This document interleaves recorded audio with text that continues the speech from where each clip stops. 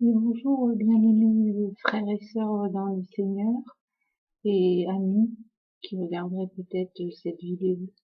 Donc, soyez bénis. Et cette vidéo, simplement pour vous présenter mon témoignage, vous dire comment je suis devenue chrétienne. Voilà, donc j'appartenais à une famille nombreuse, catholique, et j'ai été élevée dans le catholicisme. Et pour vous dire qu'à cette époque, dans ma famille, le nom du Seigneur était honoré, respecté. Voilà, mais il y avait à côté tout le rite catholique que l'on connaît. Et je vais pas m'étendre là-dessus. Moi, j'étais une petite fille qui, comme les petites filles catholiques, j'allais au catéchisme, je suivais un enseignement catholique. Mais toutefois, j'étais quand même une enfant qui croyait énormément et surtout qui aimait énormément Jésus.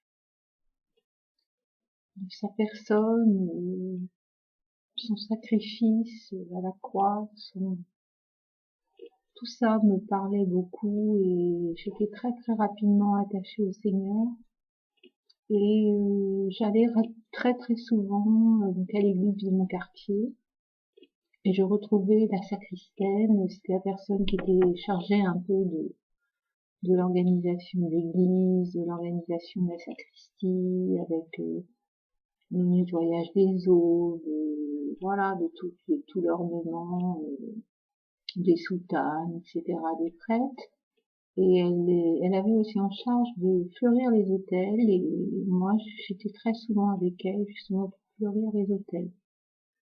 Et à cette occasion, quand on faisait ça, qu'on changeait des fleurs, il y avait dans l'hôtel, sur l'autel, une petite lumière rouge. Je ne sais pas si c'est encore de mise dans les églises catholiques actuellement, mais bon, à l'époque, il y avait une petite lampe rouge qui nous signalait la présence de Dieu et devant laquelle nous devions nous agenouiller autant de fois on passait, autant de fois on s'agenouillait en signe de déférence et de salutation à ce qui semblait être le Seigneur. Donc voilà, j'ai grandi, je me suis mariée.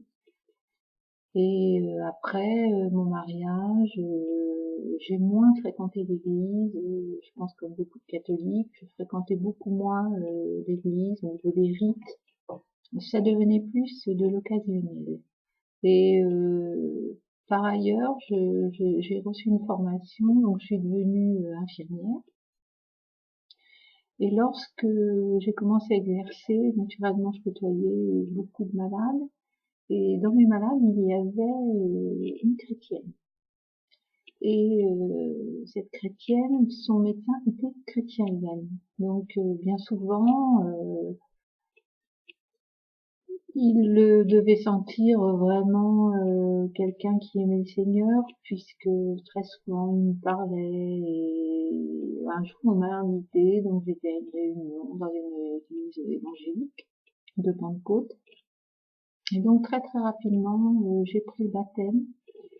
Ensuite, j'ai eu une vie spirituelle quand même rapide, si je peux dire. Et à la fois, il y avait encore en moi des convictions que je ne partageais pas, et on va dire avec l'Église quand même quelques petits décalages. Donc j'ai aussi à cette époque-là fréquenté beaucoup d'églises de maison qui, elles, à contrario, elles m'ont beaucoup apporté par le partage, par la fraternité, par la croissance en fait que nous avions dans ces églises de maison. Donc voilà, ça c'est un petit peu mon parcours en vous disant tout de suite, hein, pour être bien clair avec vous, c'est pas un parcours facile. C'est un parcours quand même difficile dans lequel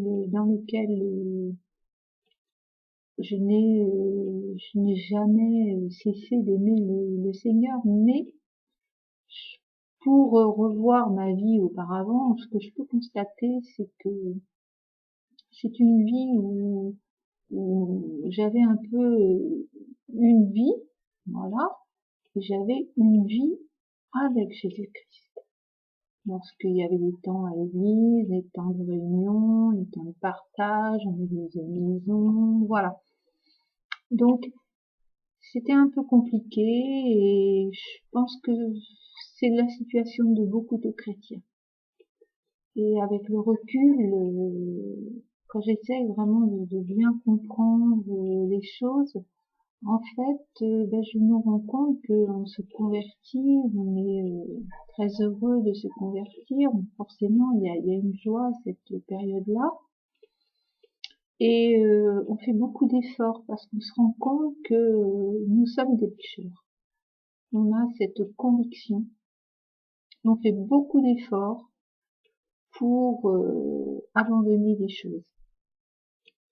Et puis là-dessus, je pense que ça a été aussi le fait des enseignements que moi j'ai reçus à l'époque, c'est-à-dire que bon, il y avait des choses dont il ne fallait pas parler, il y avait des choses qu'on ne devait pas aborder, voilà, et des choses contraires à l'enseignement qu'on recevait, donc il fallait faire des efforts humains, si je peux dire, pour obtenir une certaine sanctification. Et puis, avec les années qui passent, et mon chemin de chrétienne qui a continué, hein, malgré les difficultés, malgré les difficultés aussi avec les églises, avec les frères et les sœurs, c'est pas un chemin facile, mais ce que je peux constater, c'est que maintenant, j'ai une vie qui est vraiment en Christ. C'est-à-dire, j'ai réalisé que moi, je devais en fait tout perdre. C'est-à-dire, je devais lâcher tout et permettre, en perdant tout, que le Saint-Esprit me redonne, voilà, la véritable vie en Jésus-Christ. C'est-à-dire sa façon de penser, sa façon de se comporter, qui transforme vraiment quelque chose en fait qui avait lâché prise. Hein. C'est la nouvelle naissance. C'est un peu compliqué parce que c'est vraiment l'œuvre du Saint-Esprit en nous. Mais le Saint-Esprit ne peut pas agir s'il n'y a pas en fait ce lâcher prise. C'est un peu compliqué à expliquer, mais c'est comme dans la parabole du jeune homme riche. Voilà, le Seigneur lui dit celui qui regarde en arrière n'est pas propre à mettre la main à la charrue, c'est-à-dire il faut faire un lâcher prise et c'était pas oui c'est les richesses qui étaient un frein, donc suis-moi, donne tout ce que tu as au pauvre, suis-moi. Mais c'était peut-être pas le plus compliqué de donner son argent aux pauvres, le plus compliqué c'était de tout lâcher, c'est-à-dire presque d'oublier l'ancienne créature que nous étions pour en devenir une nouvelle, avec la pensée du Seigneur, le comportement qui plaît à Dieu et la compréhension des choses de Dieu qui vont avec. Donc voilà, donc je vous dis pas du tout des mots de découragement, je vous dis des mots d'encouragement. Et puis peut-être quelques conseils qui sont liés à mon âge. Et puis aussi, je voudrais à tous qui êtes encore loin du Seigneur, qui n'êtes pas convertis, n'êtes pas au Seigneur, je voudrais vous livrer un verset qui, moi, me parle également beaucoup, et j'espère qu'il vous fera du bien et qui vous fera réfléchir. Alors, c'est dans l'Ecclésiaste. L'Ecclésiaste nous dit: il a fait toutes choses belles en leur temps. Aussi a-t-il mis le monde en leur cœur, sans toutefois que l'homme puisse comprendre d'un bout à l'autre l'œuvre que Dieu a faite. Donc, en fait, il y a une première pensée qu'il a fait toutes choses belles en leur temps. C'est-à-dire qu'on a l'impression que Dieu, il y a un temps pour Dieu. On dit toujours que Dieu est un Dieu d'ordre et pas de désordre, mais c'est vrai, il y a un temps pour Dieu. Donc le premier temps, par rapport à la création du monde, c'est ce que tout le monde connaît, hein, il a fait le monde en 7 jours. Hein, donc je vous passe tous les détails. Donc il a fait Adam en prenant la poussière, en fait. Voilà, donc Adam, il est vraiment issu de la terre. Hein. Et puis il y a eu la création, il y a eu le monde, hein, qui a continué. Et puis il y a eu le deuxième temps, qui est le temps de la grâce, avec la venue de Jésus-Christ. Et là, Jésus-Christ, c'est vraiment le premier Adam. Et c'est un Adam qui est complètement différent du premier. Donc c'est un Adam qui n'est pas fait de la poussière.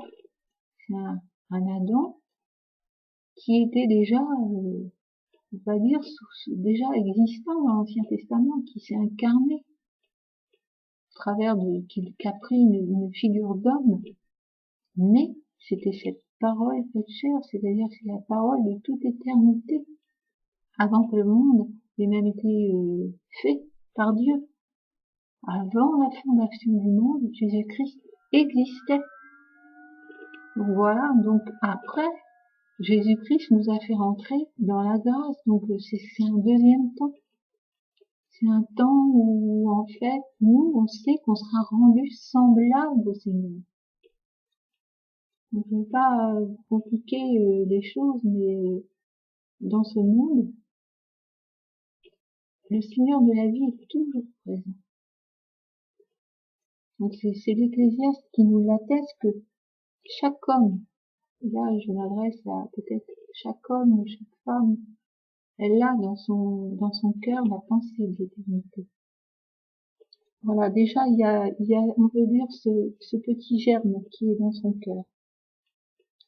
Et toutefois, on nous précise à la fin qu'on peut pas tout comprendre. Donc en fait, notre témoignage, c'est un témoignage de foi. C'est pas un témoignage scientifique, même si bien souvent, pratiquement tout le temps, la Bible ne contredit pas la science. Mais la Bible, c'est un livre de foi. C'est-à-dire Dieu se révèle au travers d'écrivains au cours des siècles qui nous ont parlé. Au travers d'eux, Dieu nous parle. Et nous, puisque nous n'avons pas vécu quand Jésus-Christ était sur la terre, nous, c'est uniquement la foi et cette relation personnelle que nous avons avec un Dieu qui est vivant et qui nous parle. Et à ce propos, dans mon témoignage, je veux aussi quand même préciser que j'ai été guérie 2 fois. Et ce que je veux dire, c'est que, en fait, Dieu guérit toujours. Donc je peux pas m'étendre davantage, mais Dieu guérit et Dieu convertit les cœurs. Donc si vous avez ce petit germe en vous, si mes propos aujourd'hui vous parlent, n'hésitez pas, écrivez-moi sur ma chaîne, rapprochez-vous de Dieu.